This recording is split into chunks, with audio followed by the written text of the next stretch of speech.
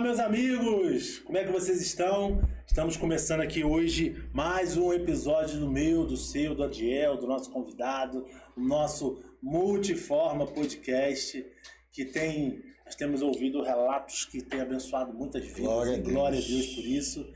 Por isso que, antes de mais nada, já quero te lembrar que é importante você curtir esse vídeo. Se inscreva nesse canal aqui, ó. Pelo amor de Deus, tem que implorar pra vocês aí, porque vocês estão assistindo o vídeo, não se inscreve no canal, não curte o vídeo, não compartilha. Gente, abençoa mais vidas fazendo isso.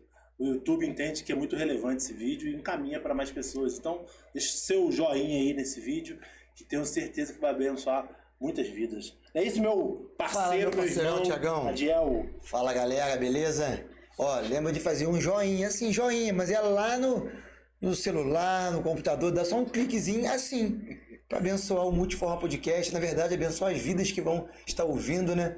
O Multiforma Podcast, né? Os relatos dos convidados, a história de Deus com os convidados, que vai ser bênção. Não é isso, Thiagão? Com certeza, com certeza. Mas antes de falar do nosso convidado, dá um alô aqui para os nossos parceiros aqui que têm comparecido, têm estado junto com a gente. Café de Pote, lá no Instagram, @Café de Pote. Vai lá, manda um direct para eles, fala, eu quero experimentar para ver se é bom mesmo. Você vai ver que é muito abençoado esse café e é muito bom também para o seu paladar. Esse aqui é do nosso convidado. Vai levar já de presente esse. Beleza, hein? Né? Agradecer também Doce Alegria, que está com a gente desde o início, ajudando a gente, cooperando com a gente. Amém. Construindo grandes coisas para o reino de Deus. Amém. E JN Pizzaria também. Muito obrigado pela parceria de todos vocês aí. Tá bom, pessoal? Adiel, mas antes de... Vamos pro que interessa, que é o nosso convidado. Nosso convidado é gente finíssima, né, Thiagão? Finíssima. Rapaz, eu tive o privilégio de ficar com ele dentro do carro 1 hora, Thiago, no trânsito. Só Jesus. Já teve um podcast extra. Já tive um podcast extra. Eu, rapaz, um homem de sabedoria fora do normal. Homem de Deus, maravilhoso o bate-papo que eu tive com ele no carro. E tenho certeza que aqui vai ser maravilhoso também. Com certeza. Meu amigo, pastor Eber. Saúde, seja bem-vindo. Se apresenta aí, fala das filhotas. Que prazer estar aqui com vocês. É uma honra, né? Um privilégio de poder assim, dividir com os irmãos que estão em casa, qualquer pessoa que de repente vai ter acesso a esse podcast, compartilhar com vocês algo que Deus tem feito na nossa vida, um pouco da nossa história e, como falei aqui, é honroso, né? E espero poder assim, contribuir, né? Nesse dia que o Senhor fez por nós, algo que seja relevante, né? Para as pessoas, porque eu creio que cada um de nós, a gente traz uma verdade conosco e por mais que às vezes existam pessoas aqui que dentro do seu coração haja aquele sentimento de inferioridade, de repente algo que eu possa compartilhar aqui vai de encontro a essa pessoa. Amém. Porque algum tempo atrás eu venci uma timidez que não conseguia olhar no olho das pessoas, no rosto das pessoas. Você imagina? Né? Era quando eu ficava falando sempre com a cabeça baixa. Então, Deus trabalhou no meu coração porque Ele já entendia um chamado que Deus tinha para minha vida, né? Ele tinha para minha vida. E eu creio que assim, esse é um momento assim especial, né? Que vocês vão ouvir o pastor Eber, né? Que tem duas meninas lindas, né? A Maria Luísa e a Letícia, natural lá de Recife, Pernambuco. Olha só. Terra boa. Poxa, uma terra quente, boa, da qual assim, a gente já está aqui desde 1990, a gente vai perdendo o time das datas, né? Então a gente viemos para cá, né, com os pais, né? A Eveline, minha irmã, né? O Eliabe, que é pastor também da Assembleia, e a gente vem para cá, tudo um garotão, meninos, e Deus construiu uma história muito bonita para a gente aqui nessa cidade. Amém. Da qual eu fico olhando assim, por mais que seja uma cidade que tem algumas dificuldades, eu já me sinto um cidadão petropolitano. Eita, já passei mais da metade da minha vida aqui do que lá, né, em Recife. Mas guardo as minhas raízes do Nordeste, mas sempre entendendo que o melhor lugar para se estar é na vontade de Deus. Aleluia. Então, eu ia completar essa frase, mas que eu falei. Tô ligado. Mas a gente vai aprender aqui também, não é, sobre a questão de, justamente, né, Adiel, que a gente vem conversando no carro, sobre a importância de você estar no local em que Deus quer que você esteja. Por mais que seja conveniente, muitas vezes a gente está em um local por um comodismo, por uma conveniência, ou às vezes por uma questão familiar, mas quando Deus te direciona para você estar no local, irmão, não perde tempo, né? Aí você às vezes vai estar perdendo, ao invés de ganhar, melhor dizendo, né? Você não ganha, você deixa de ganhar tempo precioso para o reino de Deus, quando você às vezes para a sua própria vontade você acaba impedindo esse agir de Deus na tua vida. Então, essa parte introdutória que eu quero dizer assim, eu que me sinto feliz, honrado, ter duas pessoas aqui, esse gabarito, né? Uma combinação perfeita aqui, o podcast está bombando, né? Então eu tenho certeza que cada um dos irmãos aí tem sido agraciado a cada encontro, né? Cada momento, pessoas diversas, de várias igrejas, denominações, e eu acho que isso que é o reino de Deus, né? Há uma contribuição, né? O propósito é esse, falar do reino de Deus. Eu sou um dos mais menores aqui, dos menores da casa do meu pai, que eu estou aqui para contribuir com vocês. Já tenho visto alguns programas aqui de alguns irmãos, amigos, e assim, para mim é muito relevante, né? A palavra de Deus diz para você, quando você se achar o maior, você tem que ser o menor. Né, Tiagão? Isso aí. Então ele se colocou bem na posição, né? Pastor Heber hoje ele é o Daniel na cova dos leões, né? Nós somos os leões aqui, ele é o Daniel. Estamos famintos, né, Tiago? Exatamente. Eu não sei se aqueles leões nós estavam famintos, mas nós estamos. Porque a gente sabe que Deus fez aqueles leões jejuarem. Como diz o louvor aí que tá bombando, né? Glória a Deus. Amém. Mas, pastorzão, prazer todo nosso estar aqui com você. Honra, né? Falei em off aqui pra você que você conhece pouco tempo, a Adiel conhece mais tempo do que eu, mas é uma vida que tem inspirado muitas pessoas que já foram seus alunos, Amém. Muitas pessoas que já foram até ovelhas suas, que são do meu ciclo de amizade, né? Sim. Compartilham uma pessoa maravilhosa, um homem de Deus que você é. Então a gente fala isso para a glória de Deus mesmo, Amém. sabe? Amém. A honra é nossa mesmo estar aqui com você à mesa e ouvir o que Deus tem ministrado e falado no seu coração. Amém. É interessante assim, você falou dos alunos, né? Ex-alunos.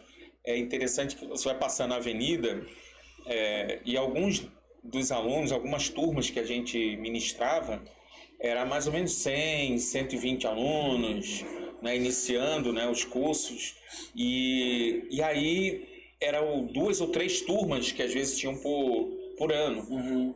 Então você acabava você passava a vida, aí dependendo, né, porque como a gente já dirigiu congregação em igrejas, né, pastoreamos igreja e já tivemos algumas experiências profissionais, e aí você tem que filtrar, peraí, às vezes eu não consigo guardar.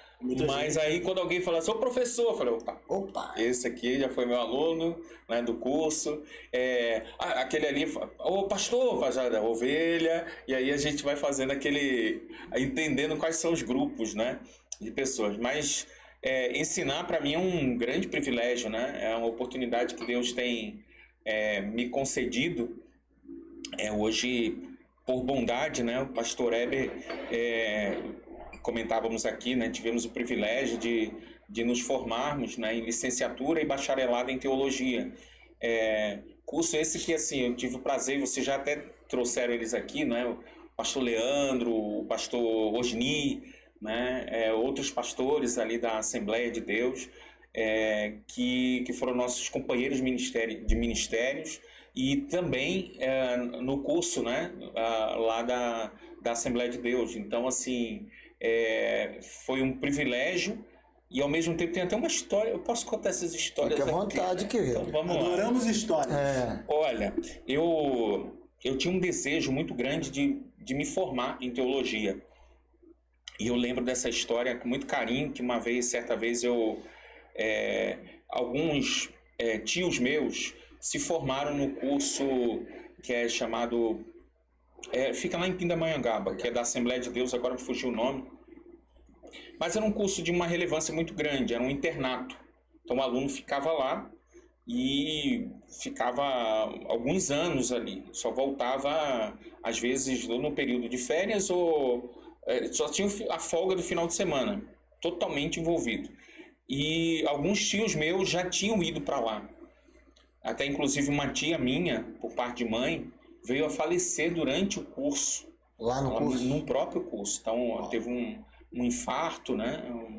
Uma parada cardíaca, melhor dizendo, e aí ela morreu aos 18 anos, 19 anos, muito nova, jovem. Muito jovem. E aí meus tios tinham essa história, que eu falei, não, eu vou continuar isso aí. Mas havia a necessidade de recurso. Aprove a Deus, em um determinado momento lá, eu recebi uma indenização muito grande, que era compatível eu pagar as despesas que seriam de 2 anos de curso. E aí eu falei, pronto, é isso aí que eu vou querer fazer. Faltava então uma documentação que envolvia a assinatura do meu pastor, uma carta de punho dele autorizando. E aí fui procurar, até naquele momento, o meu pastor, o pastor Timóteo, né, da Assembleia, eu vou procurar ele. E aí eu sento na mesa com ele. Ele também havia passado por esse curso. Então, para mim, eu falei assim, vai facilitar a minha vida, né? Porque ele vai dizer, não, muito bem, meu filho e tal. E aí eu vou explicar para ele, né, como é de praxe, e alguns irmãos assembleanos vão se identificar com isso. Ele é aquela pessoa que te escuta e fica quieto, não fala. E você vai falando. E aquele silêncio te provoca você falar mais ainda. Pra tentar convencê-lo, tipo, eu não tô convencendo ele, né? Ele tá lá, passível. E aí, depois de falar alguns minutos, ele virou para mim e falou assim, meu filho, não é isso que Deus quer para você. Eu tomei aquele susto, falei, como assim, né? Não, pastor, não. Quantos anos você vai passar lá, meu filho? Né? Eram 4 anos? 4 anos, pastor. Filho, 4 anos é muito tempo. Em 4 anos, Deus vai lhe conceder um casamento. Você vai ser levantado para o ministério. Você vai estar formado em teologia. Você vai ter uma vida aqui construída profissionalmente. 4 anos. Todos esses 4 aqui vão acontecer na sua vida. Então você era membro? Membro e tal. Irmãos, tudo aquilo aconteceu. Veio uma escola teológica que era da Assembleia de Deus para ter um curso de semipresencial, em que a gente conseguiu concluir esse curso durante esse período, né, a licenciatura e o bacharelado, em 4 anos. Nesse período, eu vim ao ministério, eu me casei, me estabeleci profissionalmente e tudo aconteceu sem eu ter precisado sair da minha cidade para me dirigir para outra cidade e ficar lá 4 anos internado. Então, eu gosto muito de dizer que os planos de Deus são muito maiores do que o nosso. Né? Por mais que eu tivesse ali ferramentas e até argumentos para dizer assim, não, mas eu quero.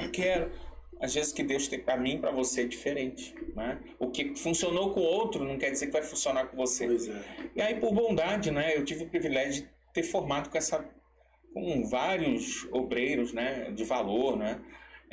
Foi uma turma muito honrosa, né? O pastor Luiz Rogério, que está em Portugal, o pastor Joel Pessata, que é ali de Correias, o pastor Délcio, né? Que é o pastor lá da Assembleia, né? Que é lá de secretário também. Então, vários pastores ali, né? Vieram a ter o privilégio de se formar em licenciatura, bacharelado em teologia, e aí enriqueceu muito o curso teológico também ali da igreja. Por misericórdia de Deus, estamos aí desenvolvendo a obra, né?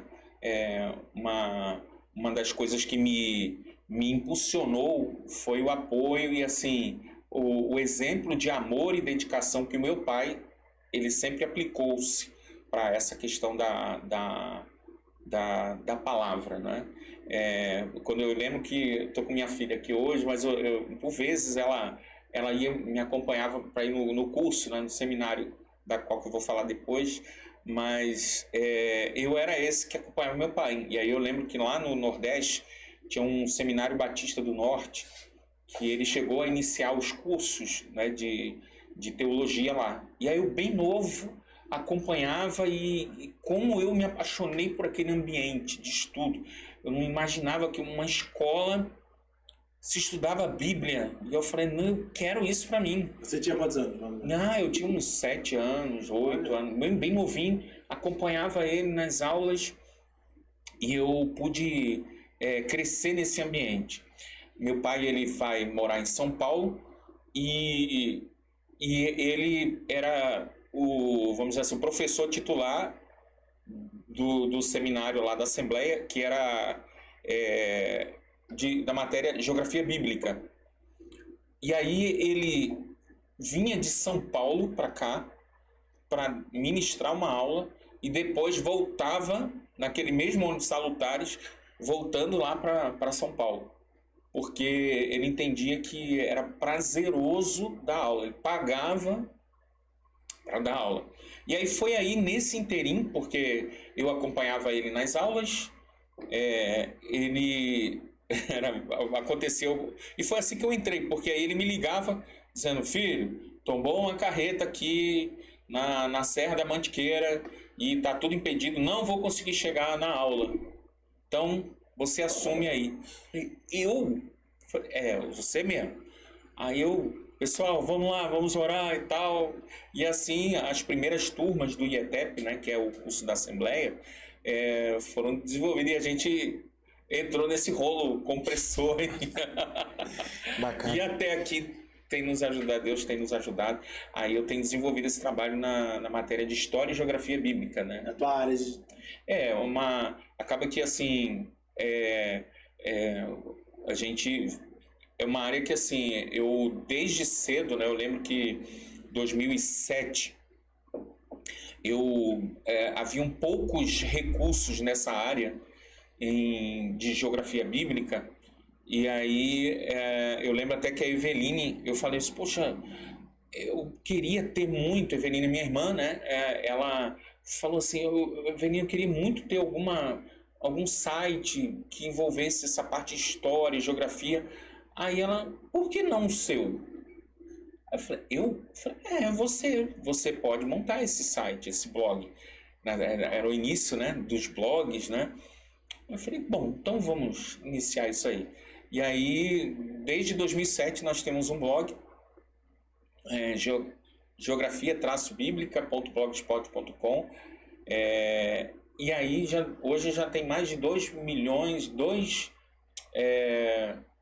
não me lembro agora, mas quase 2 milhões de visitações, né, no site.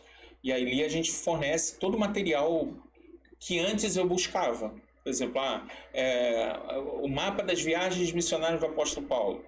Pronto, tem lá o mapa das viagens. Então, totalmente acessível no próprio blog mesmo. Eu já coloco lá que o material é disponibilizado para uso em aula. Aí a gente tem uma logo lá, que aí a pessoa... Mas há uma autorização, porque eu entendo, sabe, Tiago, assim, que nós precisamos contribuir algo para o reino de Deus. Amém. Né?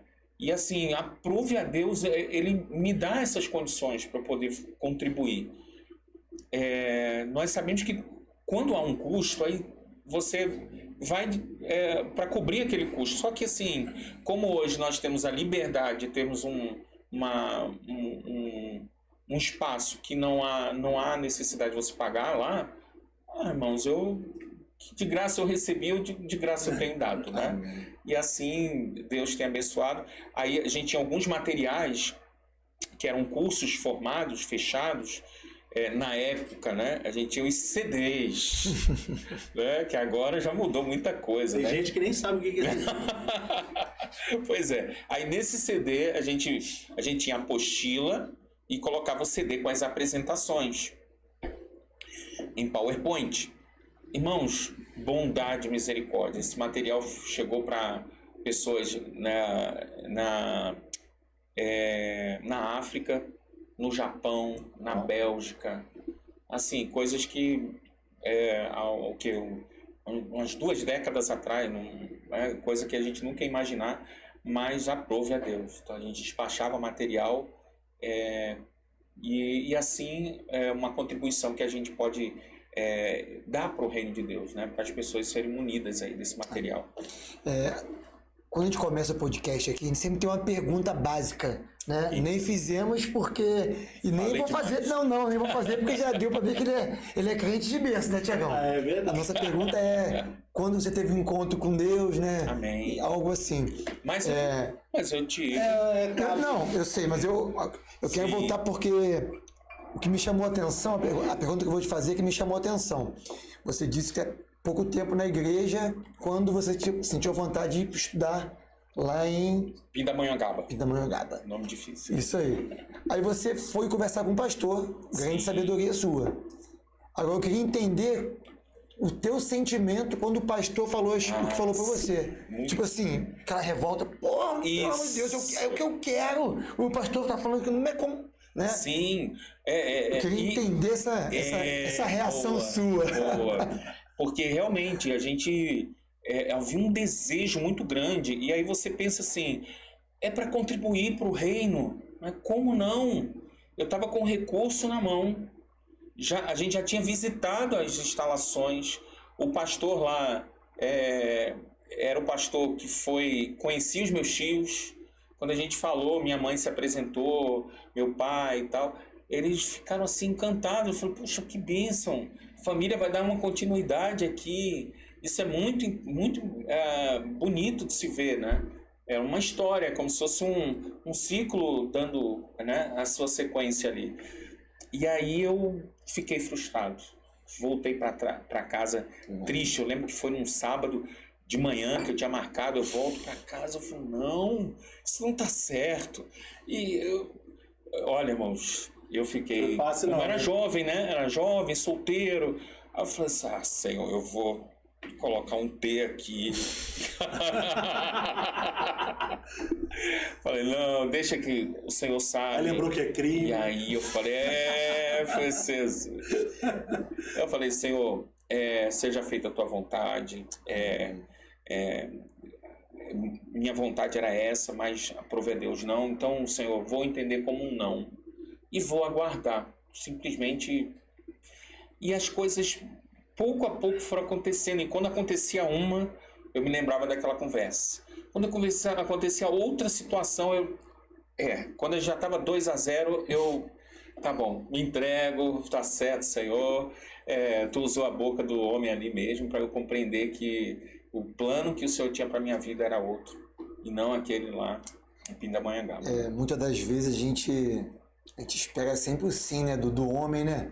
A gente faz algo que Deus coloca em nosso coração, Sim. né? Ou melhor, que a gente coloca a gente, que é muita gente, né? Que nós colocamos nos nossos corações, achando que às vezes é de Deus, e muitas das vezes não, a gente se engana. Porque as nossas maiores frustrações muitas vezes ocorrem de respostas que não foram dadas por Deus, mas expectativas que nós criamos. Isso. E a gente se frustra com as nossas próprias expectativas, quando Deus...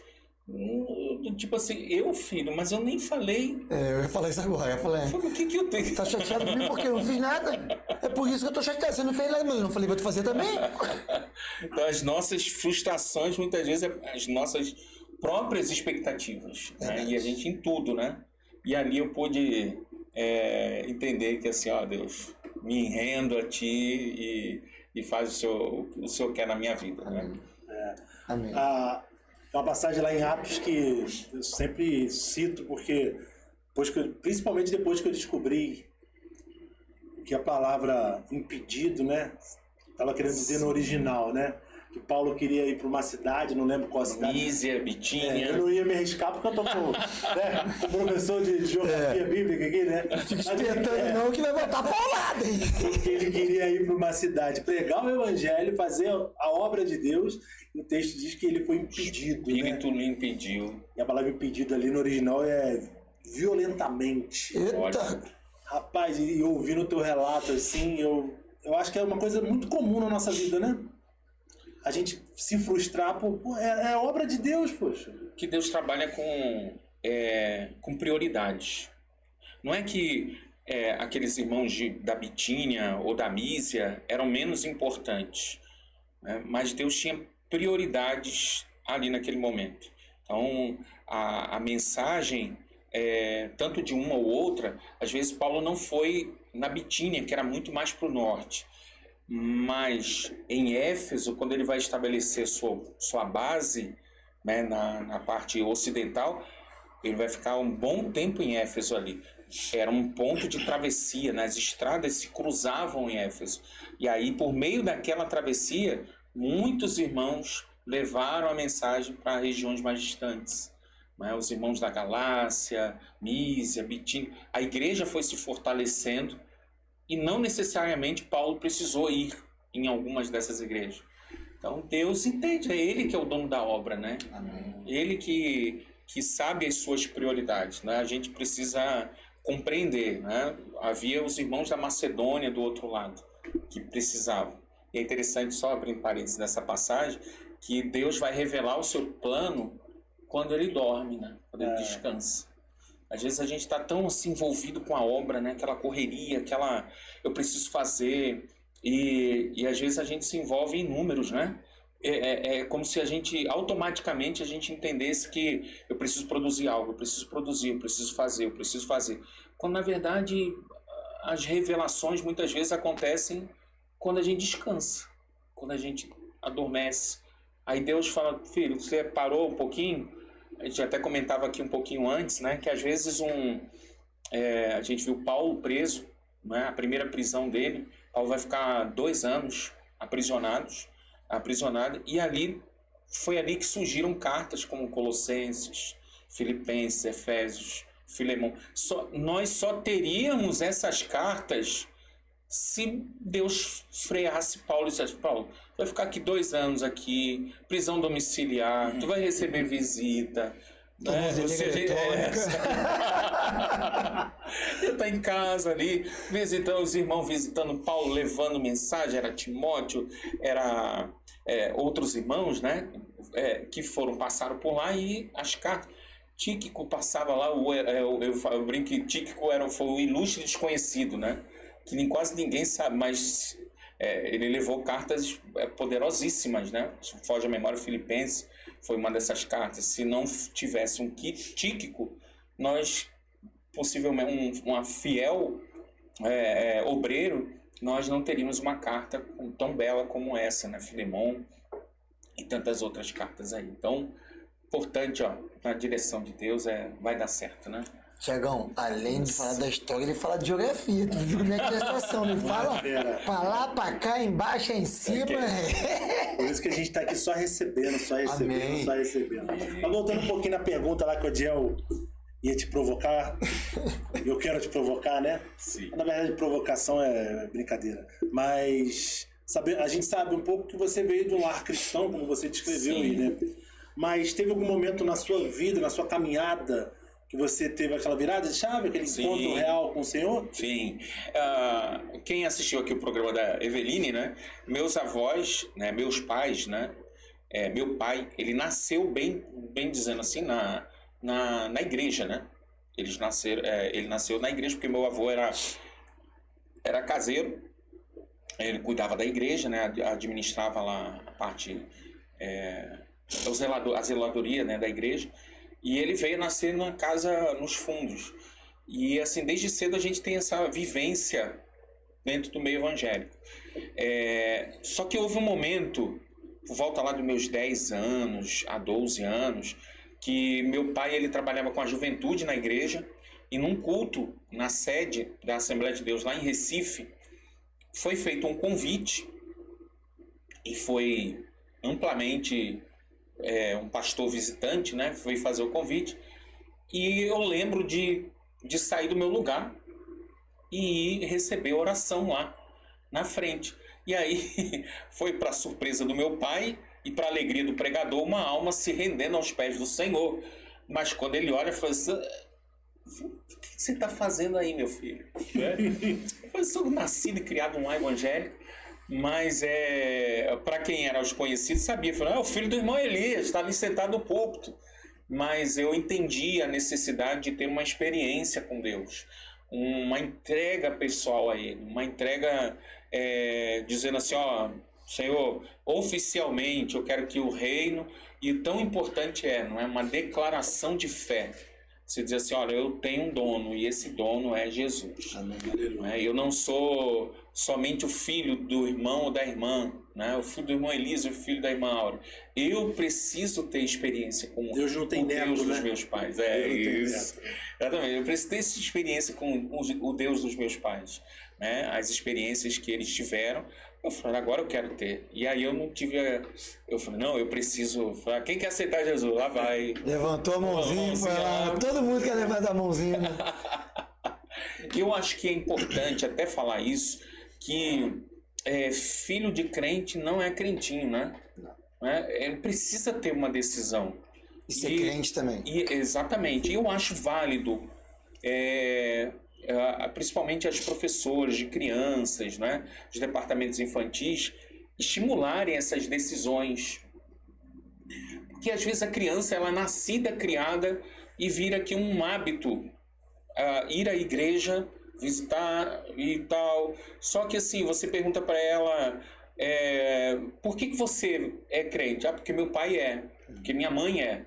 Não, eu preciso ter a convicção de que, assim, claro, uma criança com uma consciência, né? Diz assim, eu sou crente porque eu creio no Senhor Jesus como meu único suficiente Salvador. Há uma declaração. E no reino celestial, essa declaração ela é poderosa. Porque você acaba dizendo assim, não, eu tenho um dono e esse dono é Jesus. Então, assim, a minha experiência, né, meus 10 a 11 anos, eu me batizei aos 12 anos, Lá em Recife, né? Fui o primeiro da casa que decidi batizar. E... Você é o mais novo dos irmãos? Não, sou do meio. Tenho um irmão mais velho, né? É tudo uma escadinha, né? Lá em casa a gente ficou só nos 3, né? Bem diferente do meu avô, por parte de mãe, que foram 21 filhos. Oxe! No caso, entrou no Guinness Book, né? 21 filhos. E aí tinha até alojamento feminino, masculino, triliches, né? Uma mesa comprida que sentava a cúpula toda, né? O avô sentava na ponta. E aí é muito interessante as histórias que minha mãe conta, né? E aí a gente vai replicando pros filhos e é muito enriquecedor mesmo, né? Algumas coisas interessantes, porque é uma cultura nordestina, né? E aí meu avô era muito rígido, né? Na sua administração, né? Por parte de mãe. A minha mãe, então, as histórias são muito enriquecedoras, né? Você vê que todos eles tiveram experiências profissionais, se formaram, né? Tiveram sua vivência familiar bem alicerçada e nenhum se perdeu, né? 21 filhos. Não é difícil, né? Para todo mundo se formar. Você vê que, eu até brinco, né? Que minha avó, ela ficou 15 anos grávida. Era uma irmã grávida ali, porque foi um atrás do outro, né? 21, né? 21, 9 meses, acabava, encomendava mais um, mais um. Mas no médico, eu cheguei na semana passada, já tá de novo, Jesus! Não tinha plano de anticoncepcional. Não existia, não, tinha, né? não. Eu já Não tinha televisão, né? Não tinha televisão. O vô tava na roça, saiu da roça, queria dar uma descansada, dar uma relaxada. O divertimento vamos lá, vamos namorar. Vamos pra igreja, não ia na igreja. Não tinha culto, não tinha. Eu tinha culto terça, quinta e domingo. Foi na segunda, quarta e sexta. E sábado. Fazendo nada, você também. Pois é, Isso é uma exatamente. bênção. Ser nascido e criado num lar evangélico Privilégio. é privilégio. E assim, às vezes eu vejo pessoas dizendo assim: Weber, nunca te deu curiosidade de saber como é o mundo? Nunca, irmão. Eu nunca. Eu sempre me mantive assim, satisfeito com a presença de Deus. Claro que a gente, na juventude, na adolescência, a gente tem sempre uns momentozinhos de rebeldias, né? Aquelas feiras agropecuárias e tal, mas assim, eu agradeço a Deus que nunca ultrapassei alguns princípios que eu recebi, né? Sempre procurei seguir aqueles princípios, né? Valores que foram me ensinados. Olha, filho, o mal que causa uma bebida, o mal que causa um vício, e assim a gente procurava sempre observar, né, aquilo que a gente tinha sido recebido, né? E como a gente foi muito criado assim com a cultura de oração, minha avó dirigente de ciclo de oração, minha mãe muito voltada para a oração, meus pais. Então, assim, a nossa cultura sempre foi culto doméstico em casa, leitura da palavra e cultos, né, que eram aplicados. Aí, por vezes eu lembro de histórias, né, que meu pai contava e a gente vai rememorando na nossa mente, né, de ir para a igreja e aí a gente entrava, aí meu pai fechava aquele banco, né, minha mãe na ponta e as crianças no meio ali. Então ele chegava, falava logo assim, vocês querem beber água? Bebe antes do culto. Quer ir no banheiro? Antes do culto. Tá com fome? Come antes do culto. Entrou no culto? Acabou. Você vai ficar até acabar o culto. Então... Tem um guarda de um lado do banco, outro guarda do outro lado do banco. Geralmente mãe é mais maleável. Pô, mãe, deixa eu dar uma saidinha. Minha mãe era a primeira a entrar, então meu pai ficava na ponta. Então ele falou, não, mas eu tô com vontade de ir no banheiro. Não, espera. E assim, isso não causou revolta, sabe? Que às vezes as pessoas dizem assim, quanto mais... É claro que assim, a gente precisa compreender que os tempos hoje mudaram, é verdade. São diferentes, né? A mentalidade de uma adolescente, de uma criança hoje é muito diferente do que era naquela época. Eu lembro que a gente não tinha muitos recursos, né? Até porque houve uma abertura para o comércio, para o mercado internacional. Então muita coisa de fora começou a chegar no país. E assim, as coisas eram muito simples na minha época de adolescência, né? Creio que na nossa, né? Eu falo que eu tô com 45 anos, vou fazer 45 agora esse mês. Então, assim, a minha época era muito, muito limitada as coisas. Então, eu lembro meu pai comprando uma televisão. Que televisão, tubão, né? Aquele negócio grande. Pesado pra caramba. Pesado. E aí a gente vendo aquele negócio, uma maior animação. E aí, por vezes... chegava a hora de dormir, ele não perguntava assim, pode ligar, meu filho? Ele colocava a mãozinha lá, desligava, hora de dormir. Mas... agora que ia ficar bom o programa. Desligava ali, cada um escovava o seu dente, ia nervoso, mas obedecia. Hoje, você para explicar pro filho, vamos desligar a internet, né? Chega, vamos por hoje e tal. Mas por quê? Só mais 5 minutos, mais 10, mais 15... E você hoje tem que, se você lembra da infância e você quer às vezes aplicar hoje, Deus tem que dar uma sabedoria, porque de filho para filho tem diferença, né? Eu tenho 2 meninas, né? A Maria Luísa, 8, e a 9, que até me corrigiu ali, e a outra tem 16, vai fazer 17 agora. Então uma distância, mas é muito diferente, as duas são muito diferentes. Né? Criadas no mesmo lar, no mesmo ambiente, mas são diferentes. É assim mesmo. Então, na nossa casa, quando nós éramos crianças, né?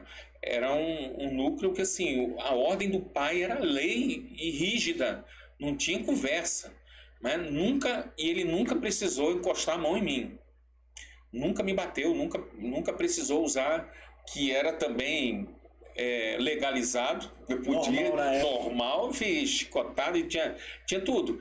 Eu não falo dos meus irmãos, tá? Mas eu falo de mim. Eu falei, eu nunca precisei do recurso lá da vara, né? Tá na Bíblia também. Agora, uma repreensão dele, eu me lembro de uma repreensão que ele me falou, que ele me fez. Mas como eu chorei aquele dia. Doía mais com a chibatada, né? Assim, meu Deus. Eu lembro de exemplos de... Eu estudava e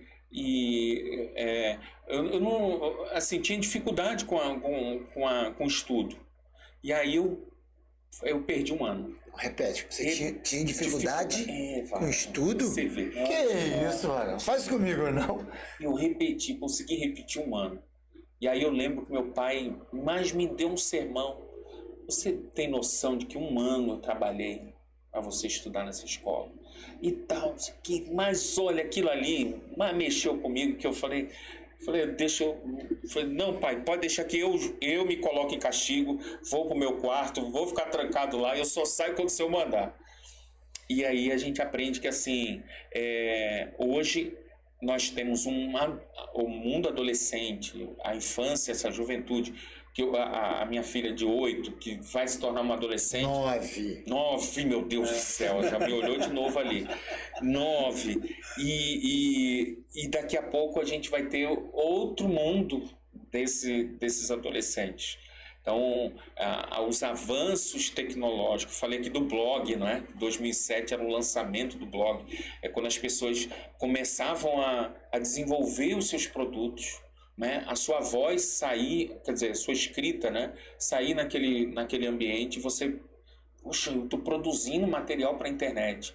Aí vem as redes sociais, meu Deus, o Orkut, aí depois vai passando o Facebook, e aí a gente percebe que hoje a gente está numa nova revolução tecnológica, que são as inteligências artificiais. E aí nessa inteligência artificial, irmão, olha, tem coisa que é boa, mas eu percebo a dificuldade que hoje das pessoas sequer ler um texto. E percebam bem essa sagacidade do inimigo de trazer uma deficiência cultural. Porque nós trabalhamos com isso aqui, irmão, é Bíblia. E aí hoje, irmãos, existe inteligência artificial que cria esboço, irmão. Pois é. Tão enlatado, o negócio está tão assim... Eu falo, não, eu não vou preparar um esboço, eu não preciso. É só chegar lá e dar um tema. Eu preciso falar sobre isso aqui. Puf, tá lá a estrutura toda. E aí a gente precisa se perguntar, o que vai ser dessa geração nova agora?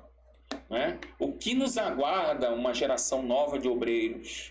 Né? Uma geração nova de pregadores, ministros do Evangelho, professores, que a inteligência artificial invade e se a pessoa não filtrar, ela vai ser engolida por isso. Assim como alguns, né, fazem um mau uso das redes sociais, o que dizer das inteligências artificiais, né? Então, vão ter esboços artificiais, ministros artificiais, e a minha oração é, Senhor, guarda essa turma nova, né? Que a gente possa ser um exemplo, sabe? Um modelo a ser seguido. Que nem tudo que é fácil é para ser acessado, né? A gente tem o hábito de querer coisas, produzir, e nesse ato de produção, de criar conteúdo, muitas vezes a gente se perde no verdadeiro, no essencial, que é produzir frutos dignos de arrependimento, que a palavra de Deus diz, não é? Não produzir só por produzir, mas qual fruto que a gente está produzindo hoje? Então, essa é a minha grande... o grande desafio para o educador hoje é poder não só falar, mas implementar essa cultura. Porque a cultura, ela tem um poder de entrar e convencer a pessoa de que há necessidade de se praticar aquilo. A propaganda em si, então é só você imaginar um slogan, né? um cartaz, um outdoor. Então tem uma propaganda ali. É uma mensagem rápida que de repente a pessoa vai olhar e repetidas vezes ela pode até observar. Tipo multiforma podcast. Isso ali, o podcast multiforma. A pessoa vai observar aquilo, mas a cultura ela vai estar inserida naquela manutenção da ideia. Então essa manutenção da ideia de que para se ministrar algo, eu preciso voltar e eu vou ministrar 1 hora, eu preciso orar 2. Eu preciso ministrar uma aula, eu preciso me preparar 1 semana antes, 2 semanas. Eu estou tendo uma dificuldade hoje aqui, irmão, que assim, eu vim, Jesus, quem é professor, você também ministra, né? Para quem é professor, a gente sempre está preparado, né, com alguma coisinha, um papelzinho, alguma coisa assim, né? E aí eu, como professor, falei, meu Deus, o que eu vou levar lá? Não sei, esses homens abençoados, vou falar. Então, aí o Adiel, relaxa, que vai ser só uma conversa. Eu falei, então tá, vou conversar. Mas a minha Bíblia, irmão, não, vou levar ela aqui.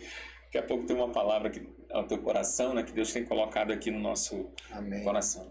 Mas é isso, povo. Eu tô falando demais, não tá tranquilo, né? Estamos aprendendo cada vez mais, né, Tiagão? Coisa boa é ouvir, meu irmão.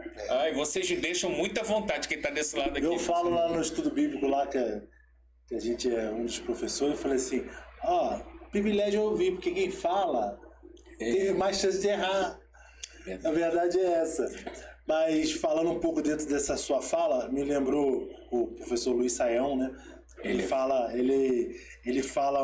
falando do nosso contexto, né? E usar a inteligência artificial e tal. Antes da inteligência artificial, ele já falava que o meio evangélico é um oceano de gente, mas com uma profundidade de um palmo. Raso. Né? Raso. E agora, com a inteligência artificial, não é só o meio evangélico, mas toda a sociedade, né? Sim.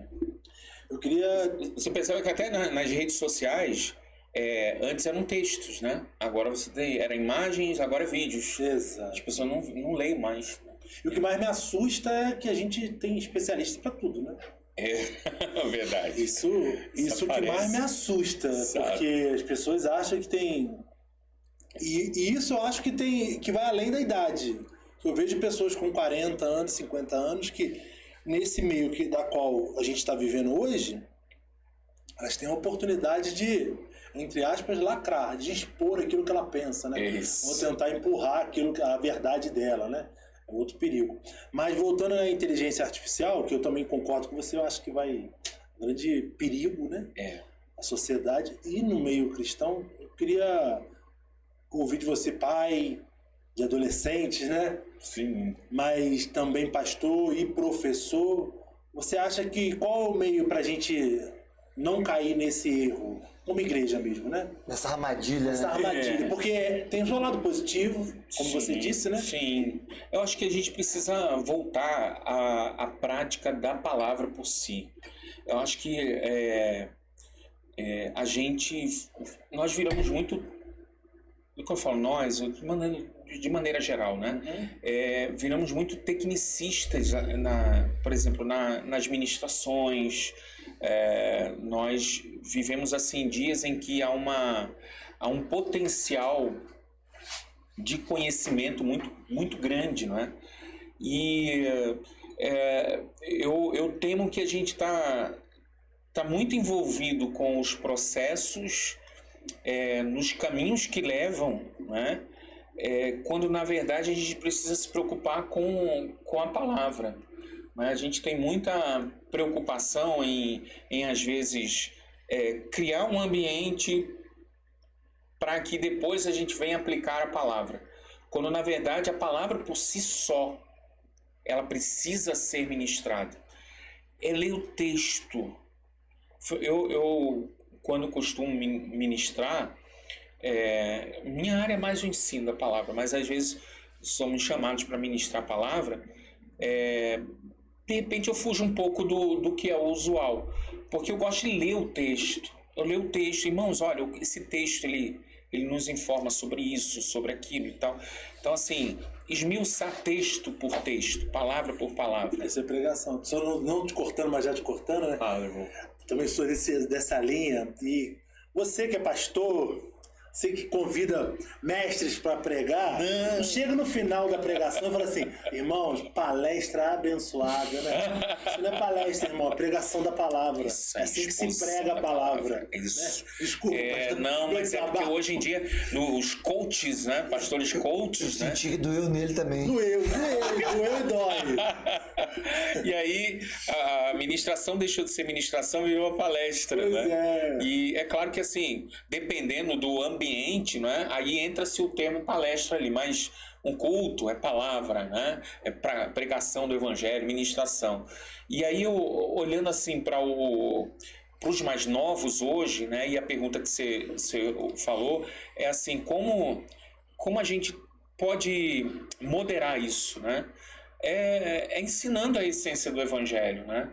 Que ela não pode ser substituída. Algumas igrejas começaram muito bem, mas substituíram ou acrescentaram outros livros para endossar o que a palavra já diz. E cuidado que a gente não esteja entrando nesse meio, que a gente tanto criticou algumas igrejas e critica algumas igrejas que adotaram livros extra-bíblicos para endosar ou embasar a doutrina daquela igreja, mas hoje a gente, ao invés de substituir, colocar um livro à parte, a gente está colocando inteligência artificial no meio, a gente está colocando outros elementos, e aí nada contra o coach aqui, mas o ambiente do coach dentro da igreja, não, irmão, ali é palavra, é unção, é graça, é misericórdia de Deus, eu olho, tem um livro que foi escrito pelo pastor Ciro Zibordi, e ele, dentre outros livros, ele tem um livro que ele fala assim, o evangelho que Paulo jamais pregaria. E aí ele cita várias formas, né, desse evangelho que Paulo não pregaria, que é um evangelho que não é sacrificial. O evangelho... Sem cruz, né? Exatamente. Isso, né? O evangelho que não possui cruz não é um autêntico evangelho. E a gente precisa regressar, voltar, colocar alguns passos atrás. E antes de que a gente acabe se perdendo, eu não posso dizer assim que a gente se perdeu, né? Eu creio numa geração que vai experimentar o arrebatamento. Eu não sei, mas a gente não pode cravar, mas eu creio que essa é a geração que vai experimentar do arrebatamento. Se Paulo acreditava lá em Tessalonicenses, eu acredito muito, eu vou falar que essa é a geração que vai viver o arrebatamento. Sabe, meus avós falavam sobre isso e eles não desfrutaram desse momento, mas hoje eu quero dizer, eu creio que assim, pelo que nós vemos, né? E não é diferente que Paulo via lá quando ele escreve aos Tessalonicenses, que ele via vulcões, erupção, ele via terremotos na Palestina, ele via as aberrações do Império Romano.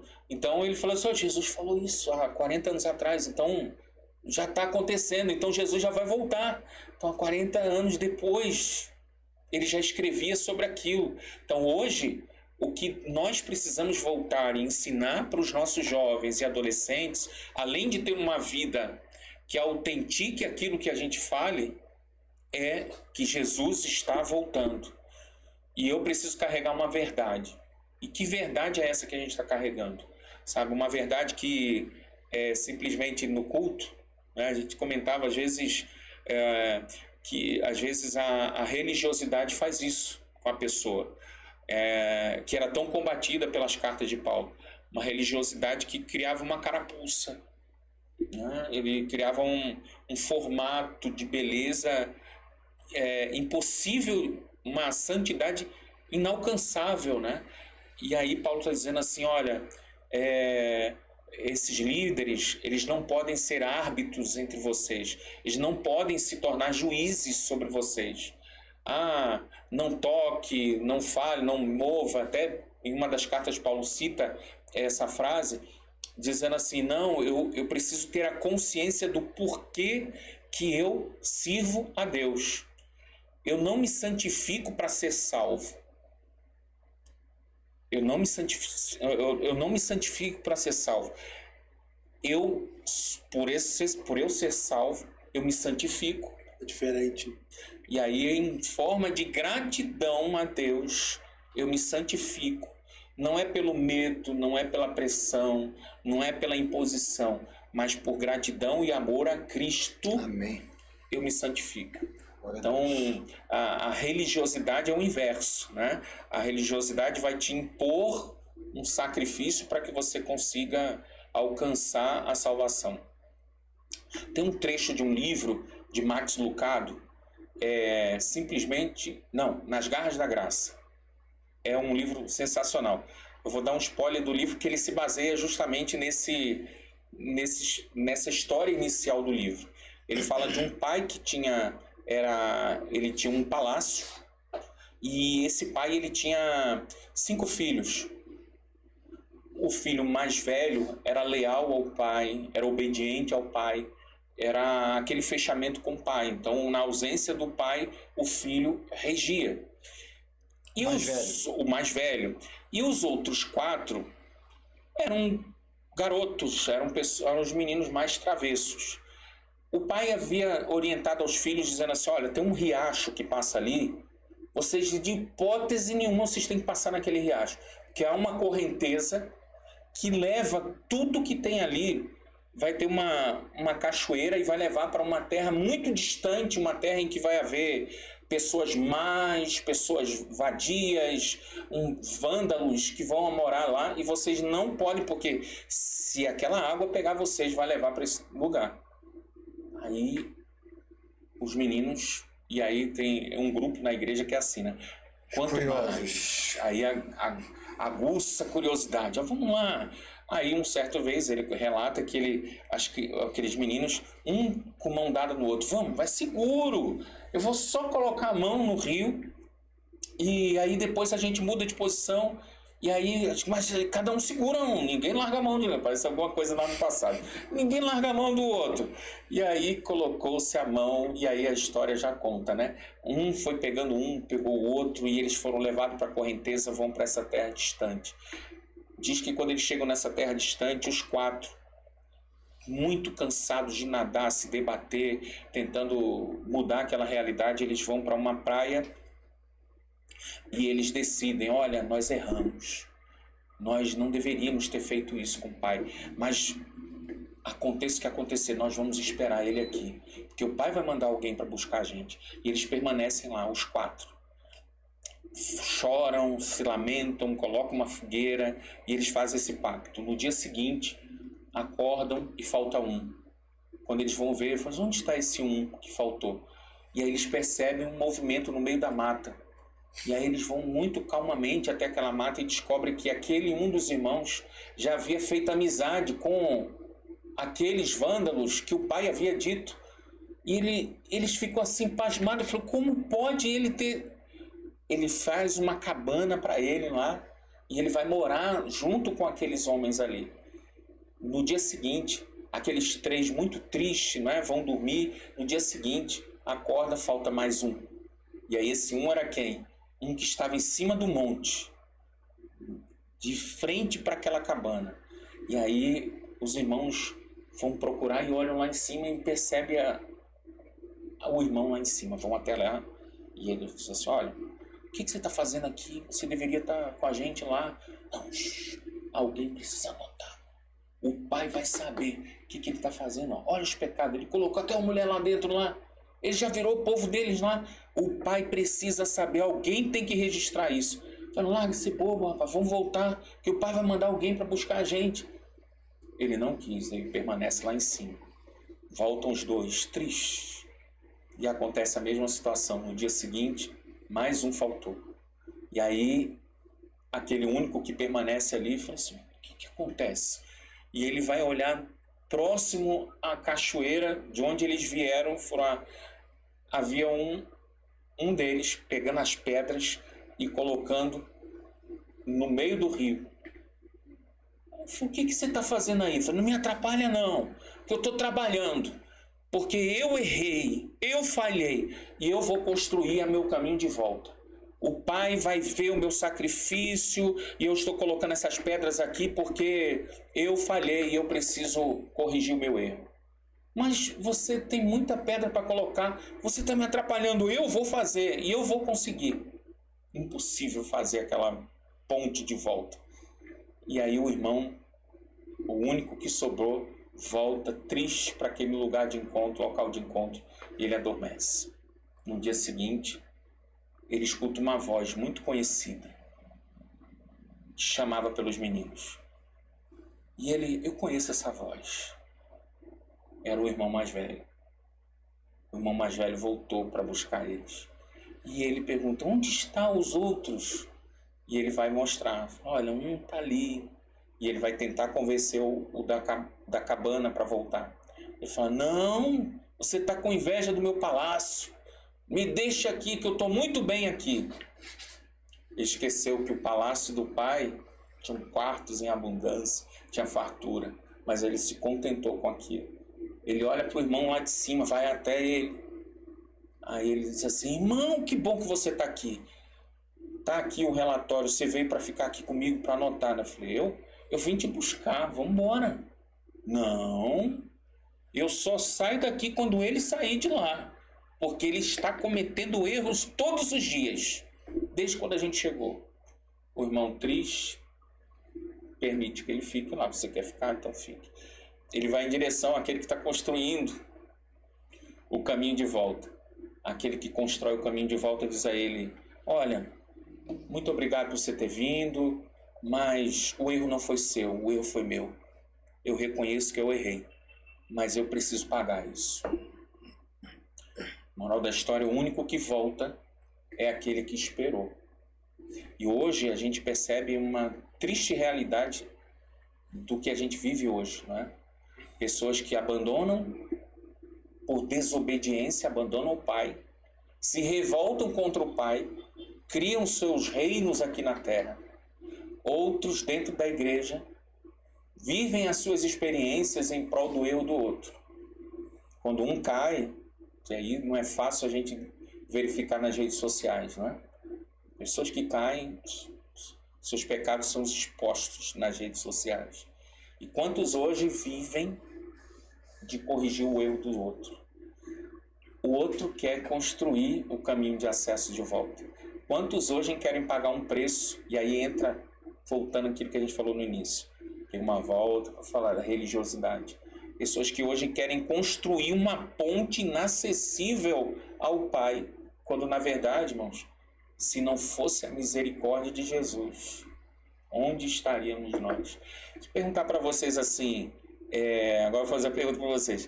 Se removesse Jesus do nosso dia a dia, da nossa vida, o que seria da gente? Você já parou para pensar assim?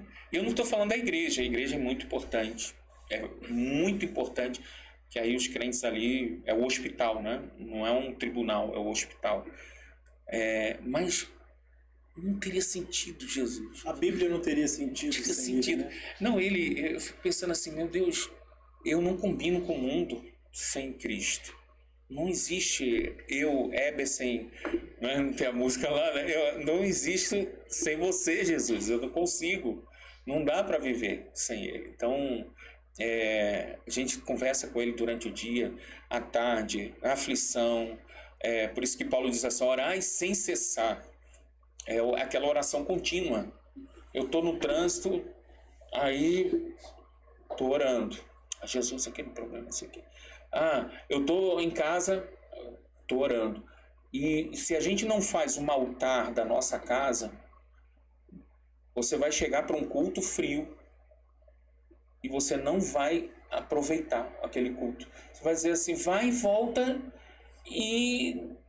Como é que foi o culto? Alguns voltam até pior, né? Pior, porque é semelhante ao gosto de alguns que vão pro deserto, né? E aí quando vem o maná, eles falam assim, esse pão bolorento, né? Esse pão miserável, né? Como é que pode? Esse pão aqui não serve para nada, é inservível, né? Por quê? Porque tem o gosto do Egito na boca. Então não consegue sentir o gosto. Pessoas que vão na igreja, né? Que às vezes vêm fruto de uma religiosidade, fruto de uma promiscuidade. O gosto do Egito ainda está na boca. E eles não conseguem aproveitar uma palavra. Por quê? Porque estão ainda com aquele gosto na boca. Então é isso. É por aí, não é, irmãos? É um desafio para a gente, né? Esse equilíbrio. E passar para essa juventude, né? A necessidade de se manterem firmes em Deus, mas compreendendo o tempo deles. Na nossa época não se tinha redes sociais, né? Tinha aquele básico do meu Deus, o seu Orkut, mas não era o vídeo. É o mundo deles e a gente não pode... o que compete hoje é a gente equilibrar isso, né? Você observar o que está se olhando. Já houve momentos em que eu falei para minha mais velha, quando mais nova, né? Falei assim, vem cá, minha filha, passa aqui você tem duas hipóteses. Ou eu filtro essas coisas que você está seguindo, ou eu tenho acesso à sua senha. Qual é a sua escolha? Aí ela, não é nenhuma. Eu falei, então já tem a minha. Eu falei, cara. Aí Te deu opção, você não escolheu, eu escolho por você. A gente sabe que hoje, cada ano que passa é mais dificultoso, né? Mais difícil. Mas a gente vamos vencer em nome de Jesus. É o grande desafio nessa reta final da igreja aqui na face da terra, né? Conduzir essa geração para chegar no céu. A gente ministrando essa semana ainda, né, sobre Juízes, a gente percebe 3 gerações. Uma geração que sai do Egito, e aí você tem uma geração de pais que estavam envolvidos numa promessa. Havia uma promessa, olha, Deus prometeu que vai nos livrar da mão de Faraó e nos colocar numa terra que mana leite e mel. E eles ficaram imbuídos, e aí eles sentavam com os seus filhos, ensinavam os filhos, olha filho, Deus nos prometeu isso, Deus vai conceder essa vitória para a gente, então fiquem firmes. E essa primeira geração de pais, eles conseguem ver a primeira etapa dessa promessa sendo cumprida, eles saindo do Egito. Só que eles estavam tão envolvidos nessa conquista que aí eles erram nesse meio do processo, e aí os textos bíblicos deixam claro que eles morrem. Essa geração que sai do Egito, toda ela morre, né? 600 e tantos mil morrem, e aí Deus renova uma nova geração daqueles filhos que saíram ouvindo do Pai que Deus abriria uma nova terra para eles, daria uma terra nova para eles. Então, nasce uma nova geração no deserto, comprometida em conquistar a terra. Pessoas em que se valiam do ter, porque Deus prometeu, porque nós vamos tomar posse, nós vamos possuir a terra. De tanto eles crerem de possuir a terra, eles se esqueceram de sentar com os filhos, ensinarem filhos. Pai e a mãe estão batalhando para conquistar essa terra. E a gente vai conquistar essa terra. Como conquistar? Mas não se assentaram com eles, dizendo, vocês vão nascer numa terra livre, mas vão ter desafios espirituais lá. Vocês precisam estar prontos a vencer esse desafio. Então, essa segunda geração de pais foi uma segunda geração de pais comprometida no ter. E não ensinaram aos filhos que o mais importante que ter é ser. E aí, em Juízo, nós temos essa geração de filhos que nasceram comendo poeira no deserto, que foram negligenciados pelos pais, de ensinar o desafio de vencer aos encantos cananeus. Aí a gente tem uma geração, como diz o Josué e Juízes, né? O finalzinho de Josué diz que enquanto Josué vivia e os líderes viveram, eles foram pianinho, firmes ali, seguiram os preceitos. Mas foi Josué e os mais antigos morrerem. Juízes está aí a prova, né? Era como se fosse, a gente diria hoje, né? Cada um por si, deuses para todos, né? Hoje a gente poderia aplicar essa palavra, mas a verdade é que não houve rei que governasse sobre Israel e cada um se colocava como rei, assim, eu domino, eu faço o que eu quiser. E infelizmente a gente precisa se preocupar, não é? Estamos na iminência do arrebatamento da igreja, e aí a gente está muito preocupado no reino dos céus. Mas a gente precisa se preocupar com os nossos filhos hoje, para eles herdarem os céus também. Sabe? Eu preciso ser um bom pregador, mas, sobretudo, eu preciso ser um bom administrador dos meus filhos. Sabe? Um bom pai em que ensine o caminho. E é interessante esse texto, né? Ensina a criança no caminho que se deve andar.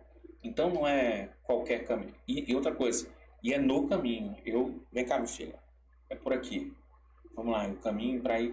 Eu ando muito com a minha pequena na avenida, e aí eu ensino ela assim. Eu moro na Washington Luiz, ela estudava lá no final da avenida. Aí eu ia pela 16 de março, que era mais tranquilo, eu atravessava a rua, ficava de um lado da calçada e ela ficava do outro lado. E ela se achava, colocava a mochilinha. E aí, quando tinha os pontos assim, ela olhava pro meu lado, ela falava assim, beleza, vai. Eu acho que é mais ou menos o que o Pai faz com a gente, né? Deus faz isso com a gente. Ele nos permite passar por situações, às vezes até medo, né? Receio. Quantas vezes eu falava assim, dava um dinheiro para ela, eu falava assim, filha, 5 franceses e 200 gramas de queijo. Vai lá. Dava o dinheiro para ela, te espera aqui do lado de fora do mercado. Ficava lá. Aí daqui a pouco ela vinha toda felizinha com um pãozinho, com queijo. Aí ela olhava lá, ficava me olhando, me observando, às vezes no débito. Aí ela, débito ou crédito? Ela, débito. Ela pagava lá e ficava toda feliz. Deus, ele faz às vezes a mesma coisa. O evangelho é porque a gente complica muito, sabe? É claro que ele é complexo, mas ao mesmo tempo ele não é complicado de se entender. Quando nós somos pais, e aí a gente precisa compreender a figura do pai, né? Deus é pai, então assim, o que eu espero dos meus filhos? Obediência, reverência. Eu espero que ela saiba que pode contar comigo na hora que precisar. Mas eu sei dos anseios dela, mas muitas vezes eu quero ver a dependência dela. Pai, eu posso? Pode, filho. Tá aqui. Qual é o prazer? Não é prazeroso para a gente que é pai dizer assim, vai lá, minha filha, pode comprar o que você quiser ali. Tá aqui o cartão aqui, vai lá, minha filha, compra. É muito prazeroso. E às vezes a gente se esquece que Deus é pai e a relação dele conosco é filho. Só puxando um pouco, então, na religiosidade, a gente tem servos e escravos e um senhor. Não que ele não seja o senhor da nossa vida, mas ele é o chefão. Mas na autenticidade do evangelho, mais do que ser senhor, ele é pai. É tanto quanto, né? Senhor e pai. Ele é pai. Ele é aquele que é acessível. Você pode chegar na casa do pai. Eu vou na casa do meu pai, eu abro a geladeira, eu pego, às vezes quando eu volto de casa, eu volto com 2 bolsas, né? Que a gente sai carregado, que vai enchendo, é mais a mãe, né? Enche de fruta, enche de coisa. Quando a gente vai na casa do pai, a expectativa é que a gente volte carregado com bênçãos, né? E não com um fardo, não com um peso nas costas. Então, o convite que Jesus ele faz para a gente é esse: vinde após mim, né? Perdão, vinde a todos que estáis cansados e oprimidos, e eu vos aliviarei. Tomai sobre vós o meu jugo. Aprendei de mim que sou manso e humilde de coração. E o que ele espera que nós encontremos? Encontrareis descanso. Eita, glória, hein? As vossas almas. Essa é minha pregação de domingo. Eita, já deu spoilerzinho, Thiago? Deixa eu começar antes. Deus está aqui, viu? Glória a Deus. E eu creio que assim, irmãos, é um convite a descansar nele, sabe? A gente vive dias em que a correria e as preocupações nos invadem de uma forma que a gente esqueça que ele é pai, sabe? Ele está disponível, Tiago. Está disponível, Tiago, sabe? Diz assim, filho, não te apavores, não temas. É como o exemplo que eu citei, né? A Maria Luísa do outro lado da faixa, do outro lado, e eu do outro lado. Ela estava segura, ela estava andando ali, mas... Estava me vendo, era a minha referência. Então surgia um desafio de atravessar uma rua ali na 16 de março. Aí ela olhava para o lado e ela atravessava, porque não via que não tinha carro. E assim, a nossa caminhada com Deus é uma caminhada em que eu sempre procure ter Ele como minha referência.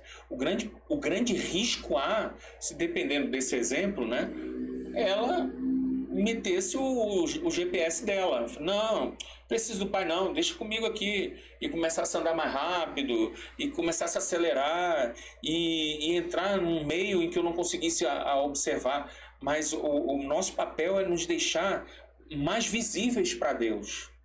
Quanto mais a gente ficar visível aos olhos do Pai, Ele vai estar ali, né? O Salmo 91 diz: aquele que habita no esconderijo do Altíssimo, a sombra do Onipotente descansará. Então, aquele que habita no esconderijo. Então, é aquele que está sob a guarda. Mas a partir do momento que eu saio dessa guarda, isso que há um pseudo-evangelho de um Deus punitivo. Mas, na verdade, é que eu saio da proteção. Quando eu saio dessa proteção, eu estou abdicando do cuidado dele sobre a minha vida. Então, que fiquemos visíveis a essa proteção. Que deixemos claro para ele: Deus, tu és o primordial na minha vida. Tu és o essencial. Tu não és só uma prioridade. Tu és Tu és o único. Tu és o único. Tu és tudo, né? Tu és tudo. É maravilhoso porque o propósito principal de Jesus foi esse, né? Revelar o Pai. O Deus Pai, né? Esse foi o propósito principal. Porque o Deus Todo-Poderoso no Velho Testamento já era visível, né? Muitos não queriam acesso, mas já era visível, né? E Jesus diz que ele veio mostrar o Pai. E você relatando esse exemplo seu com a sua filha, eu acho que descreveu muito bem a nossa relação com Deus Pai. Porque se você olhar, a gente olhar para a Bíblia, né? Todas as pessoas que Jesus orou, ele curou. Todos os cegos que ele orou, ele curou. Por quê? Não era porque ele é Deus. Porque ele só fazia o que o pai dele mandava ele fazer. Ele chegava diante de uma faixa espiritual, ele olhava para quê? Para o pai dele. O pai dele balançava a cabeça assim. Sim. Eu falava no espiritual: pode ir, meu filho. Pode estender a mão. E curava. Amém. Aí é o que você falou sobre os riscos de quando a gente não olha para o nosso pai, quando a gente não tem o nosso pai como referência, né? Sim. É por isso que muitas pessoas se frustram. Não há problema nenhum a gente orar por pessoas e elas não serem curadas. Exato. Problema nenhum, né? Só que isso gera frustração na vida de muitas pessoas. Porque acha que vai curar todo mundo e não vai curar todo mundo. Ele não deixa de ser Deus quando ele não opera um milagre, né? Quantas vezes a gente ora e Deus, por meio de nós e por meio da fé que há naquela pessoa, Deus cura, Deus abre uma porta. Mas o fato dele não curar, ele não deixa de ser um Deus poderoso. Ele não deixa de ser um Deus que opera milagres, maravilhas. Ele continua sendo Deus, né? A gente acha que... Aí a gente se frustra, fica de birra e eu não vou adorar mais. Como se Deus ficasse depressivo se você não o adorasse. Ele vai ficar tristinho, ele vai ficar dependente, ele vai ter que entrar numa sessão de psicólogo, porque ele não quer mais me adorar, o Heber não quer mais... Não, ele continua sendo Deus. A gente só precisa compreender, Thiago, que assim... onde é que entra o meu papel aqui, né? Quem sou eu? Quem é o Heber? Né? E quem é Deus na minha vida? E eu vinha para cá perguntando assim, até tem um texto na palavra, posso ler? Claro. Porque eu acho que essa é uma palavra que a gente chegou nesse ponto, né? Que se encontra lá em Lucas, capítulo 9, quando Jesus ele conversa com os discípulos e havia um questionamento dizendo assim... Ele vai fazer uma provocação aos discípulos, né, dizendo: o que eles dizem quem eu sou, né? E aí, o que eles estão dizendo de mim? Aí uns falaram era João Batista, outro Elias, outros ainda dizem que és profeta. E aí Jesus fala assim, para onde chegar, onde ele queria chegar. Mas e vós? Quem dizeis que eu sou? Hoje que ele não falou assim... o que vocês dizem de mim, mas quem eu sou para vocês? E aí Pedro, né, mais intempestivo, né? És o Cristo de Deus, és aqueles que os profetas falavam, tu és o Messias. O assunto vai se desenvolvendo, né? E aí Jesus ele vai fazer um convite. Então, eu sou o Cristo, eu sou o Messias, então tem algo que vocês precisam saber.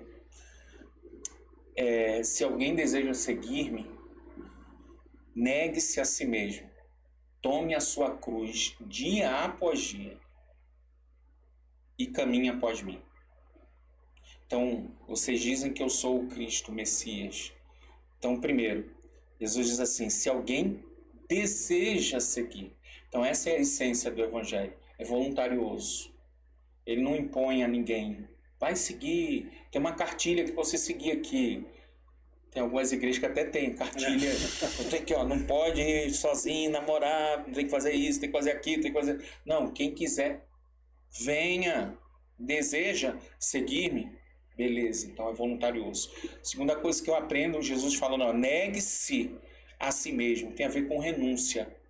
Né? A renúncia, eu preciso deixar algo que é valioso para mim. Então, essa renúncia tem que fazer parte da essência do Evangelho. Se eu sigo a Deus e eu tenho que deixar algo, isso é o autêntico Evangelho. Preciso deixar sempre algo pelo caminho. Segunda coisa, tome a sua cruz. E aí a gente entende que há um caminho de responsabilidade. Porque não é um evangelho só de... vem e fique do mesmo jeito. Venha e fica aí sentadinho no ministério do canto. Não é no coral não, mas no canto e fica ali. Não. O som do rodapé. Senhor, olha, eu estou aqui, pastor, eu não sei se eu sei pregar, se eu sei cantar, mas eu estou disponível. Eu sei carregar um balde, eu sei varrer, que é uma beleza na minha casa, eu sei fazer alguma coisa, eu preciso fazer algo para o reino. É muito triste quando você olha para uma igreja de 200 pessoas e 40 trabalham, 30 trabalham. Quando trabalha, né? E aí é um grupo seleto? Não, é porque às vezes se chegaram, se apresentaram. E aí Jesus ele diz assim, tome a sua cruz. E é dia após dia, que é outra parte. Então você tem voluntariedade, renúncia, responsabilidade. Você tem constância naquilo que você faz. Então se não há constância, está incompleto. Você precisa ter constância naquilo que faz. E por fim, ele diz assim, depois que vocês fizerem tudo isso, e caminhem após mim. Após mim tem a ver sobre submissão, né? Muitos querem um Jesus como Salvador, mas não querem como Senhor. Pessoas que vão na igreja carregada de coisas lá de fora do mundo, do toma lá da cá, né? Eu vou entregar e eu vou receber. Quando, na verdade, no reino de Deus não é bem assim. Eu vou pagar algo, Não, você é um eterno devedor. Né? Todos nós que entramos somos eternos. É a misericórdia do Senhor que nos alcança todos os dias. Mas quando você para pensar assim, que hoje, das 3 refeições, a gente fica um pouquinho mais forte, como mais uma refeição no meio, quem sabe? Mas das 3 refeições, você já se alimentou aí pelo menos com 2, levanta a mão para o alto. Quantos não têm o que hoje comer? Então hoje eu tenho. Aí outro dia eu estava orando com a Maria Luísa, falando, olha, a gente tem internet, a gente tem água para beber, para tomar banho, tem água quente, tem comida, tem luz, tem segurança dentro da casa. Olha quantas coisas que às vezes a gente olha somente para aquilo que falta, né? Quando na verdade... seguir a Cristo é um pacote completo e aí ele nos dá a segurança. Então, caminhe após mim, eu preciso ter ele como meu Senhor. Aleluia. E quando ele é Senhor da nossa vida, eu não vou me reger mais conforme a minha cabeça mandar. É isso aí. Sabe? Por mais que às vezes a gente interprete coisas e a gente quebre a cara lá na frente, mas quando nós temos a consciência de que ele precisa ser Senhor, irmão, e aí quando a gente conhece esse Deus, é algo interessante que assim, falar sobre ele não diz que a gente conhece aquela pessoa. Você pode conhecer tudo sobre... ia chamar um político aqui, mas vou falar ele não. Mas vou falar um jogador melhor aqui, não. né? Cristiano Ronaldo. Ou não, Gabigol. Pronto, você pode falar do Vai nos dar o título do mês. o Gabigol. Você pode falar, sabe a data de nascimento dele, sabe onde ele mora, sabe se ele tem relacionamento, sabe toda a vida dele, sabe quanto ele ganha de salário, sabe o nome completo dele. Aí, só que se você chegar na porta do atleta lá e bater lá, ô meu amigo, tudo bem, Gabigol? Beleza? Eu falo, quem é você? Primeiro não vai nem receber você. Né? Você não vai conseguir acessar a casa dele. Então, eu costumo dizer que assim, fé não diz a respeito daquilo que eu conheço sobre algo, mas fé é uma resposta que eu tenho, é uma resposta que eu dou diante das adversidades. Então, saber algo sobre não diz que eu conheço sobre ele. Deus espera que nós tenhamos intimidade, amizade com ele. É quando ele não precisa nem falar para você, Adiel, eu espero isso de você. Não, eu não preciso, ele não precisa me falar. Eu sei o que ele quer para mim, sabe? Eu sei o que Deus espera de mim. Eu vou perguntar o lógico para ele. Não, é como Moisés, diante do Mar Vermelho, Deus só falou assim, Moisés, e Deus falou isso, né? O que você tem na mão, Moisés? Você tem um cajado, toca as águas, Moisés. Diga ao povo que marche. A gente quer orar em momentos em que às vezes há uma decisão para ser feita. Deus já deu a ordem, Deus já deu a direção. O caminho é para lá. E aí eu tenho que... Deus, será que é isso? Vai, meu filho, faz. Sabe, faz. E aí Moisés, ele abre o Mar Vermelho. E assim, irmão, na nossa vida, a gente precisa ter relacionamento com Deus. Uma vida de encontros, né? Encontrar-se com Deus num culto. Você encontrou um culto, vai para casa. E aí a gente não tem uma intimidade, quando ele nem precisa falar. Sabe muito, mas não é amigo, né? Você falou do povo do Egito, né? A primeira leva, né? Eles souberam, né, ensinar o filho, passar para os filhos, mas eu vejo que eles saíram do Egito, mas o Egito não saiu deles. Exatamente. Isso. Exatamente. Eu vejo que eles conseguiram não, né?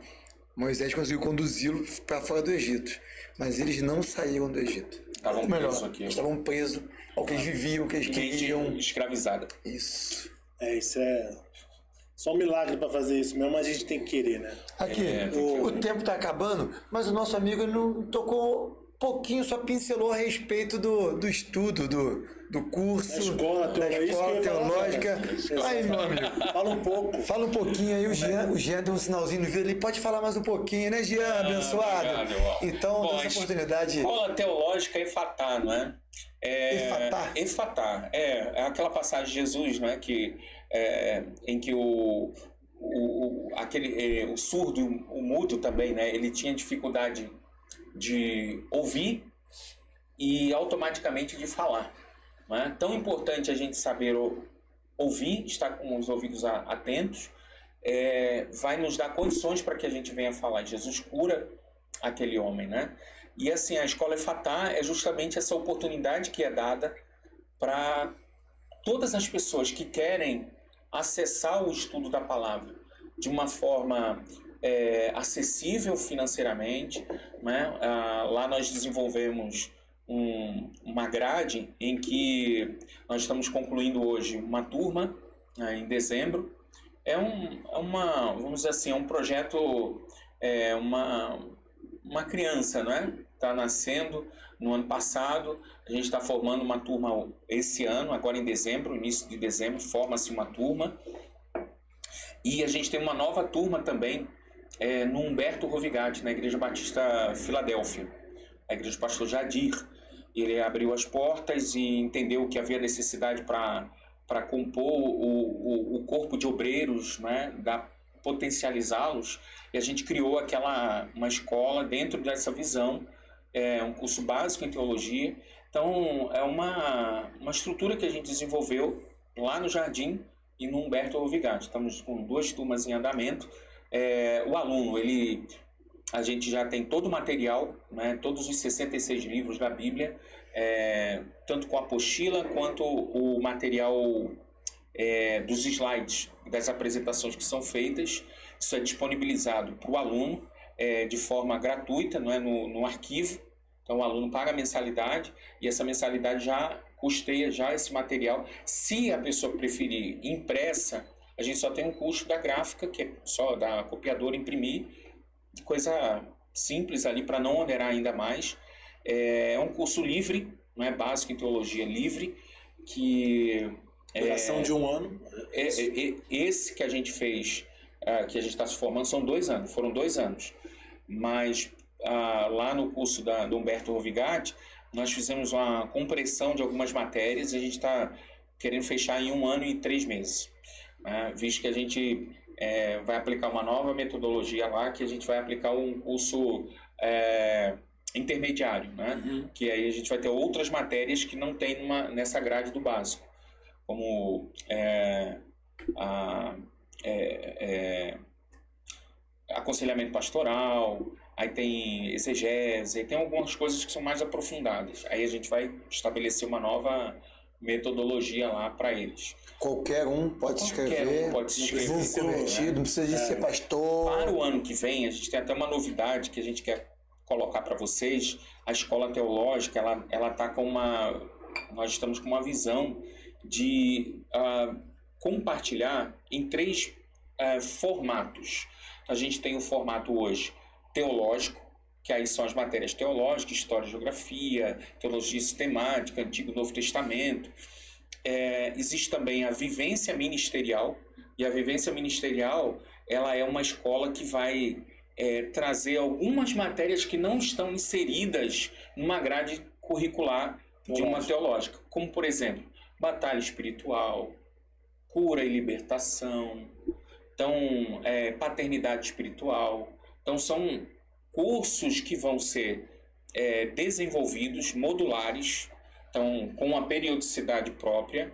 Então, vão ser estabelecidos uns prazos e aí vai ser colocado essa parte. Então, tem a teológica, vivência ministerial e potencialização ministerial, que é o PM, né, que a gente coloca. Potencialização ministerial é a pessoa que é voltada para missões, um curso de missiologia. A pessoa que tem uma pegada mais para educação mesmo, para ensino. Então, a gente vai ter até a Eveline, né? Vai ter um curso de comunicação cristã. Ela vai estar inserida dentro de um dos cursos que vão estar inseridos dentro dessa área da potencialização ministerial. Aí tem lá oratória, aí a gente tem... até já tem fechado já um curso de ministros de louvores. Então aí, quem sabe na igreja lá, a pessoa... Às vezes acontece, não é? O pastor está lá, precisa de um ministro de louvor. Vai você canta bonitinho, vem cá, coloca aqui. Mas às vezes ela não tem um embasamento, nunca estudou, nunca se especializou para aquilo. E aí a gente vai ter um curso voltado para ministros de louvores. Então, pessoa que é graduada no assunto, enfim. Então, essa é a nossa intenção, né, para o ano que vem. É presencial? Vai ser presencial e de forma híbrida, tá? A princípio. Então, ou seja, a pessoa pode ir lá no local, assistir a aula. Hoje a gente está ali na Igreja Batista Nacional, no Jardim Salvador. Qual o dia do curso? Os dias do curso? Às quartas-feiras. A princípio a gente vai fazer nas quartas. Tá? Lembrando que assim, a gente vai fazer modulares. Então, a gente já conclui um curso, abre uma nova turma para outro curso e assim a gente vai estar desenvolvendo essa estratégia ao longo do ano. Mas, querendo Deus, né, para o ano que vem a gente tem uma pretensão, né? A gente tem apresentado ao Senhor e buscado parceiros para que a gente possa desenvolver uma escola lá no centro da cidade, que facilitaria o acesso das pessoas, né, num ambiente totalmente preparado, ambientado para o estudo. Então, tanto no Jardim Salvador quanto no Humberto Rovigatti é aberto para o público. É aberto para o público. Então, você se que tem interesse, você pode nos procurar. Eu não sei se posso já deixar aqui o... Pode deixar o contato. A gente vai colocar aqui embaixo na descrição do vídeo também, tá, Então, pessoal? o meu telefone é o 024 99313 9061. 024 99313 9061. Então você me procura, a gente vai passar todas as informações necessárias para você. Tem um e-mail também que você deixa um e-mail, eber.v@hotmail.com. Então você é eber.v@hotmail.com. Ou se você quiser falar comigo pessoalmente, a gente está lá na Igreja Batista Nacional, Jardim Salvador, quinta e domingo. Você pode me procurar, ou quarta-feira também, né? A gente já está concluindo agora em dezembro, né? Na primeiro domingo de dezembro a gente está concluindo lá, mas aí você pode nos procurar nas quintas e domingos lá nos cultos, a gente sempre está por lá. A gente não costuma sair não, porque não o pastor puxou orelha lá. A escola tem rede social? Tem sim. @ Escola Efatá e é Instagram. Então você pode procurar também. Tem meu canal no YouTube também. Você pode lá, @pr.eberventura. Tem minha rede social também no Instagram, @eber.ventura. @eber.ventura. Amém. Pessoal, então todos os contatos do pastor Eber, Amém. da escola Efatá, vai estar tudo aqui na descrição do vídeo, tá? Amém. Tanto o WhatsApp dele, quanto as redes sociais, tanto dele quanto da escola, tá aqui embaixo. Olha lá, ó, pastor, vi lá no Multiforma Podcast. Isso aí, vai ganhar desconto, hein? Aí, olha lá, eu ia falar Agora que... tem vantagem, né? Eu ia falar que tu ia ganhar uma caneta Bic, mas ele deu desconto, então eu vou ficar no Melhor que a Bic, né? Melhor que a Bic, com certeza. Vai estar tudo aqui na descrição do vídeo. Se matricule, porque eu escutava do meu professor na faculdade que é o seguinte, que quem não lê, quem não estuda, vira refém de quem lê e de quem estuda. Isso é verdade. Então a gente precisa muito estudar e ler, principalmente as coisas de Deus. Amém. Bom, que a gente possa ser capacitado por homens de Deus como o pastor Heber. Tá bom? Prazer. Pastor Heber, antes disso, deixar uma mensagem final aí pro nosso pessoal que ficou até o final, para aqueles que perseveraram. Isso. A gente já quer deixar o nosso agradecimento aqui pelo convite do senhor. O senhor disse sim há quase um mês atrás, não mais, né, se bobear, né? Foi quando ele veio. veio, né? Acho que já tem mais de um mês. Mais de um mês. Mais de um mês. A gente- Perseveramos Aí, ali. tá vendo? Fizemos o convite para o pastor Heber. E glória a Deus que todas as coisas cooperaram para o bem. Amém. Trânsito, chuva, festival aqui do lado. Ninguém nos incomodou. Glória a Deus por isso. Porque o Senhor está no controle de todas as Amém. coisas. Glória a Deus. Então, muito obrigado aí. Que o Senhor Amém. possa continuar abençoando a sua vida, suas filhas, seu ministério, sua família. Amém. É um Muito obrigado. privilégio nosso estar aqui à mesa com o Senhor, tá? Meu amigo, eu também quero te agradecer. Obrigado aí também pelo seu sim, né? Amém, irmão. Como o Tiagão falou, hoje foi dia de luta, né? Mas Dias de glória também. aprove o Senhor de estarmos juntos aqui e ter sido bênção esse bate-papo na mesa. Muito obrigado, que Deus continue te abençoando, que você continue sendo essa referência para nós. Amém. Tá bom? Agradeço muito, irmão. Eu agradeço muito, assim, pela honra, o prazer, né, o cuidado de vocês. A gente tem conversado ao longo desse período, né? E a gente tem essa responsabilidade com o reino, né? Eu tenho muito zelo com isso, né? De passar uma mensagem, né, que seja condizente com a minha vida, né?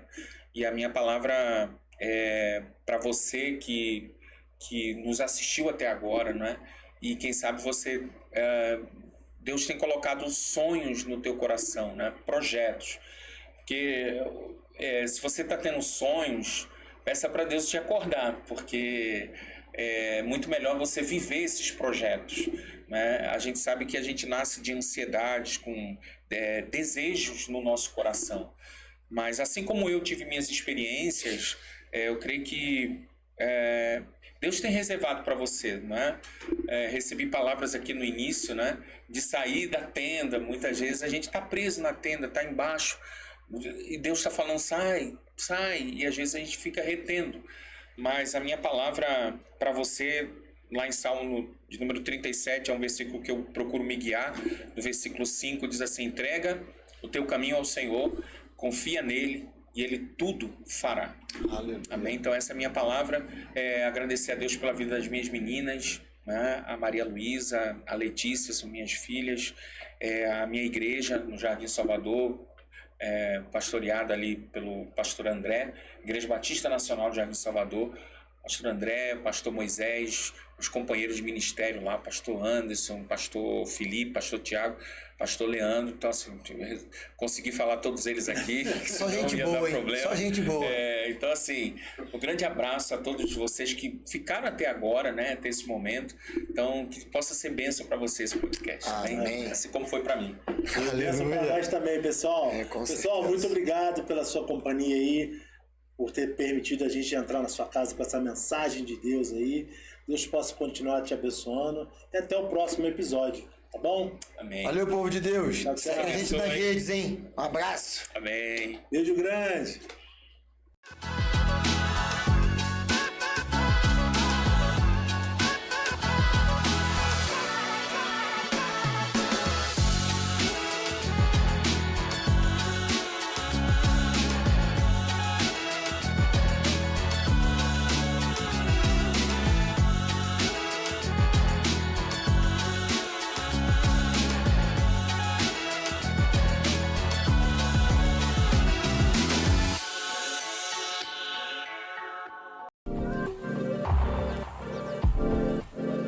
Plugado Filmes, produtora